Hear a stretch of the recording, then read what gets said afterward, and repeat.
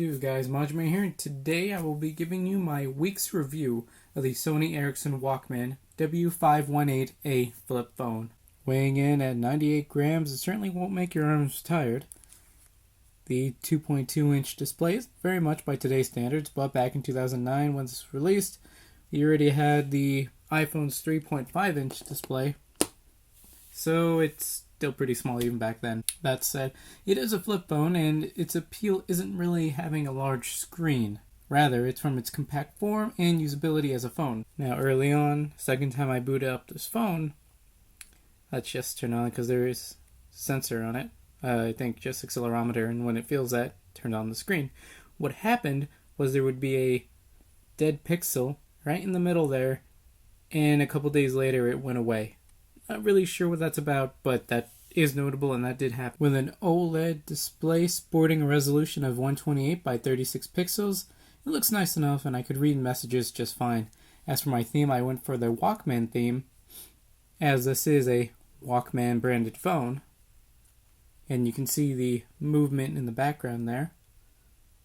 The constant movement is quaint, but not very impressive as the frame rate seems pretty low. That is not my camera, that is actually how fast it goes. It's got a 3.2 megapixel camera, which is pretty bad compared to today's standards, but once again, compared to the iPhone, and let's say 3G this time, it had 2.0, meaning this actually outclassed the iPhone 3G. And I'll show or splice some images taken from this phone right now. Being a flip phone in 2009 does have its drawbacks. The built-in 0.1 gig of storage leaves much to be desired, and the use of proprietary memory stick micro or M2 seems to be a poor choice on Sony's part, and it seems to be a money, optimizing endeavor. Usually it's also for fighting piracy, but this wasn't really a thing, I don't think, back on these kinds of phones. It honestly does limit the maximum capacity that you can put on the phone. I have a 16 gig in there, which I do believe was the maximum that was ever manufactured in that line of memory card that I know of. Compared to today's standards, my Xperia ZL can go up to 64 gigs of memory expansion, and my Xperia Z2 tablet can go up to 128 gigs. And as you go farther within phone line, tablet lines, the maximum will keep increasing as the technology progresses. But this is stuck at 16, both because of the time that it came out and also that, there's literally nothing larger than 16 gigs for this device. All that said, I use my 16 gig that I was using in my PSP Go and filmed it with songs and some videos and photos as well. They turn up pretty well as you'd expect from such a screen anyway. Standby time is said to be 400 hours or 16.7 days, but I got more like 2-3 days on this thing, which is still pretty good without needing to charge it. There'd be a couple days where I just forget to charge it because it's just the battery was still pretty high, so I didn't feel a need to. The built-in apps such as Windows Live Hotmail say the service is no longer available. And when it comes to using the internet, I wasn't able to set that. I didn't know how to set it up. As far as APN, VPN, I'm not really sure. I can set up a smartphone. That's easy enough. I was able to set mine own up. I've set others up at work, and they've worked fine.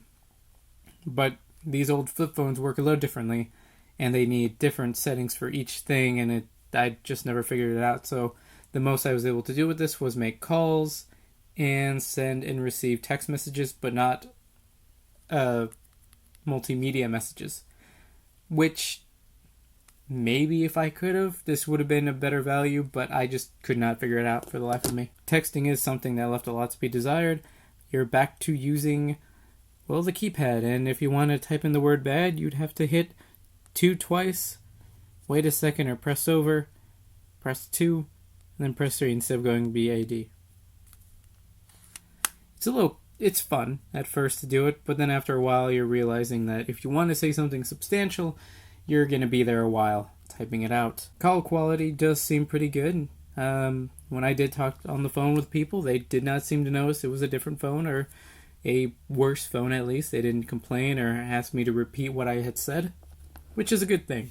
Connectivity. I was able to connect to my PC using the included cable, which may not be able to tell, has a picture of a PC on it, because that's just a little helpful. Using MediaGo to sync a few albums was a breeze, although the ability to drag and drop files was also there, and it was probably a better option because MediaGo separates an album in ways such as you have an album like a soundtrack from a movie.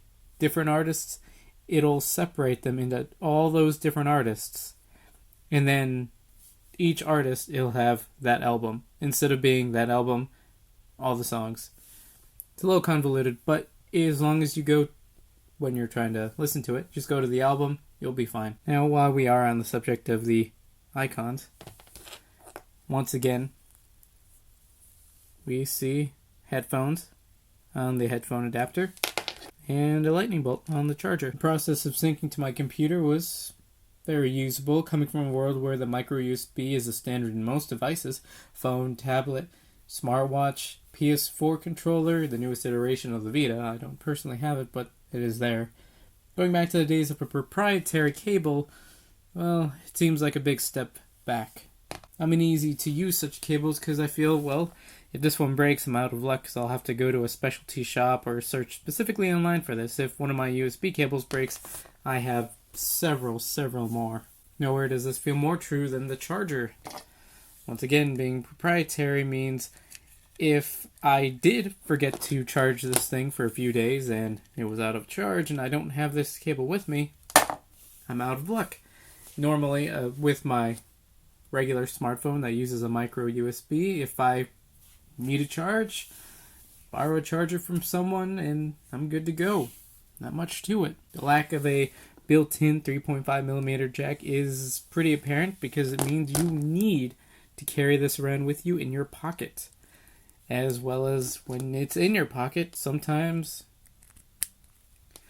this can potentially come loose.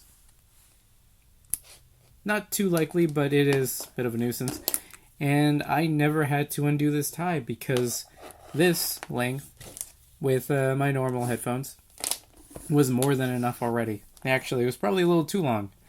So maybe because what it came with had shorter headphones. But it feels unnecessary. But you need it because otherwise you can't use it. And even if you want to hook it up to your car or a stereo, you still need that 3.5mm jack. Still need to hook it up. Using the Walkman player was actually pretty fun. Using the built-in OS, there's a Walkman button, and you're right to the music. And it's pretty cool. It can run music in the background. You can just have it playing. And the most fun part is the, I'm not going to say buttons, but the touch areas here. They work pretty well, but I also read in the manual that you can hold the play and stop button and then just kind of move your hand back to go back a track, right to go forward a track, then up and down to change the volume, which was novel at best, but not all too terrible. The radio works fine, and it's like any other radio on a cellular phone. You need headphones connected, which means you still need this thing again if you want to listen to even that. I was able to connect a Bluetooth device, but it did not output the audio in terms of the Walkman. So it's purely for calls, it would seem.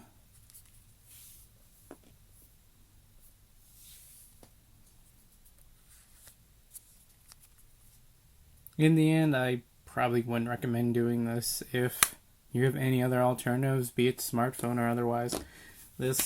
All the proprietary cables is kind of a downer. Proprietary memory card is also quite a bit of a downer.